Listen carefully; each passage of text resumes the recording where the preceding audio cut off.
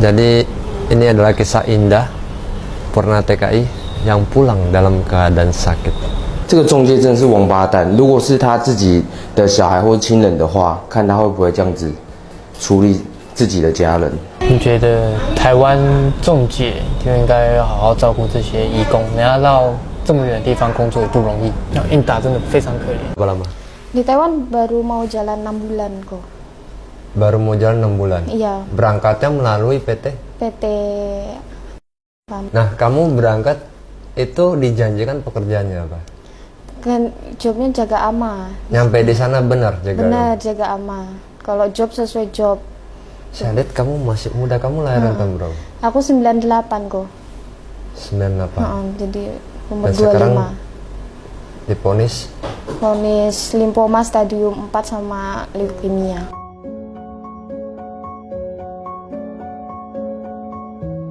sudah leukemia. Sudah leukemia di Indonesia. Kalau di Taiwan belum, tapi kalau di Indonesia sudah leukemia stadium akhir sama limfoma. Kata dokter sih, kamu di luarnya aja kelihatan kelihatan sehat, kelihatan seger, tapi aslinya kamu tuh yang rusak tuh dalemannya, komputer yang sistem tubuh kamu yang rusak, kata dia. Menyerang gitu. imun. Imun, benar. Aku gampang sakit, gampang batuk, gampang flu kayak gitu. Terus kalau misalnya kekurangan darah sel merah putih, darah merah sama trombosit di bawah normal, aku bisa kayak pusing sama sesak napas. Terus badan kayak mati rasa gitu rasanya. Dan itu berlaku cuman 1 bulan kok. Setelah transfusi baru kambuh seperti itu aku. Jadi kamu harus transfusi darah, habis iya. itu bisa kambuh lagi dan harus transfusi terus? Iya, setiap bulannya. Trombosit kamu berapa?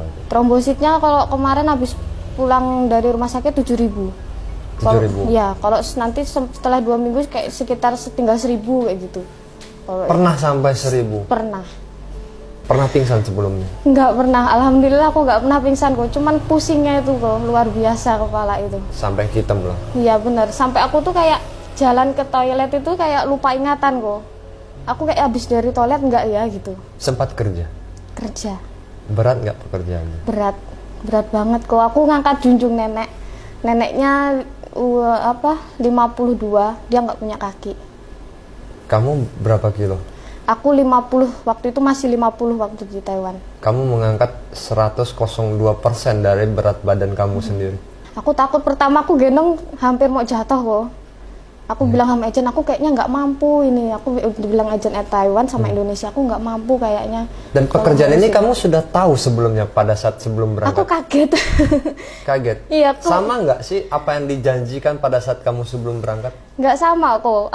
Dia nggak nulis keterangan job itu kalau dia nggak punya kaki. Dia cuma bilang lumpuh kakinya gitu. Pada saat kamu bekerja, pernah nggak kamu meminta kepada agensi untuk pindah job? Pernah. Dan apa respon mereka? Suruh sabar. Suruh sabar? Iya, katanya ini sabar dulu, orang masih baru, kuat-kuat, dikuatin. Itu setelah kamu bekerja berapa lama? Itu sekitar 1 minggu di situ. 1 minggu udah langsung nggak kuat? Nggak kuat, soalnya udah kayak memang tenaganya udah kelihatan kan. Terus setiap malam juga neneknya minta angkat junjung, padahal cuma mau kencing doang dia, tapi minta angkat junjung ke toilet gitu. Jam tidur kamu di sana? Ya semenjak aku lapor agent gitu, dia baru mengatur jam tidur aku gitu. Nah, setelah kamu minta pindah, bekerja 1 minggu minta pindah, apakah agent memindahkan kamu dan berapa lama dia memindahkan kamu? Sempat pindah nggak? Nggak ada pindah, tetap di situ. Jadi kamu kerja di situ berapa lama total? 5 bulan. 5 bulan. 1 minggu bersabar 4 bulan, 3 minggu. 5 bulan lebih. Hebat kali agensi ini, kalau sekali suruh orang sabar itu bisa berbulan-bulan bahkan bertahun-tahun. Dan kamu perasaan kamu waktu itu apa? Perasaan aku gimana ya, kok antara kesel sama gimana gitu. Terus sama agensi katanya kalau setiap protes itu, kamu tuh sabar, kamu tuh masih baru di situ, belum terbiasa, semua pekerjaan juga sama aja, dia bilang gitu. Bisa seolah-olah saya katakan kamu seperti dipaksa untuk bekerja? Ya bisa sih. Bisa ya, padahal kamu tidak ingin dan gak kuat, tapi mereka tidak membantu sama sekali. Nggak bantu sama sekali. Pertama kali kamu tahu kamu sakit itu kapan? Dan apa gejala pertama yang kamu rasakan? Kalau gejalanya pertama itu aku pusing kok. Pusingnya tuh nggak sembuh-sembuh, aku udah berobat sama majikan juga udah diajak berobat, udah suntik juga kan. Kalau di Taiwan kan kalau suntik kan sekali suntik langsung sembuh kan biasanya kayak gitu. Itu nggak sembuh-sembuh sampai 2 minggu nggak sembuh-sembuh pusing itu. Terus badanku tuh panas dingin sampai jam 3 pagi tuh aku pernah telepon agensi, aku bilang aku udah nggak kuat ini, aku panas dingin badanku nggak karuan kayak gituin tuh. Terus agensinya bilang ya udah apa namanya aku nggak bisa kesana, nanti aku telepon majikan kamu biar kesana digituin. Terus majikan aku datang dibawa ke rumah sakit. Terus aku pulang emang habis minum obat itu udah mendingan, tapi habis itu kumat lagi kok, cuman 1 hari itu kumat lagi. Habis kumat lagi nggak sembuh-sembuh, agent datang terus bawa aku ke rumah sakit. Rumah sakit itu dia belum menemukan kanker, dia masih bilang kalau aku ada infeksi paru-paru. Terus sama dia dikasih transfusi darah tuh habis 2 kantong, nggak ada perubahan, sel darah merah sama putih sama trombosit itu masih kurang. Dulu itu HB-nya tuh 4 cumanan. Terus sama rumah sakit nggak sanggup, itu rumah sakit yang kecil kok, terus dipindah ke rumah sakit yang lebih besar lagi. Terus sama pihak rumah sakitnya, kamu kok bisa kuat kesini digituin. Baru mulai dirasakan di UGD. Aneh. Iya.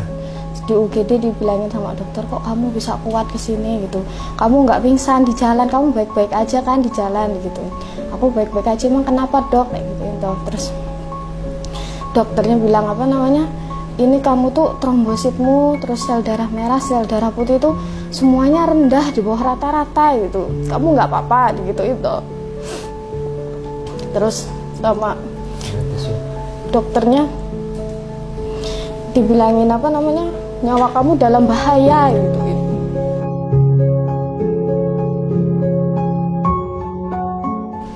Hidup kamu dalam bahaya.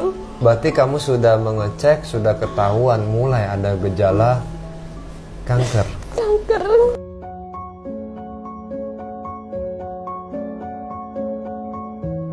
Dan disinilah saya sangat prihatin dengan kawan-kawan PMI kita yang lain juga. Kebanyakan dari mereka dari kasus IPIT yang sebelumnya dan kasus Indah sekarang juga sama. Kebanyakan mereka tuh di Taiwan hanya disuruh bayar askes, boleh mengecek penyakitnya apa, setelah tahu penyakitnya pasti dipulangkan tanpa diberi kesempatan untuk berobat. Nah, saya tanya balik, apakah kamu pada saat itu ingin berobat di Taiwan? Pengen banget berobat di Taiwan, tapi kata agensinya nggak mungkin kamu berobat di Taiwan, biayanya siapa yang nanggung, habis itu siapa yang mau nungguin kamu, terus waktu butuh berbulan-bulan nanti kamu mau tinggal di mana, sedangkan majikan kamu kan udah putus kontrak pas ada di rumah sakit.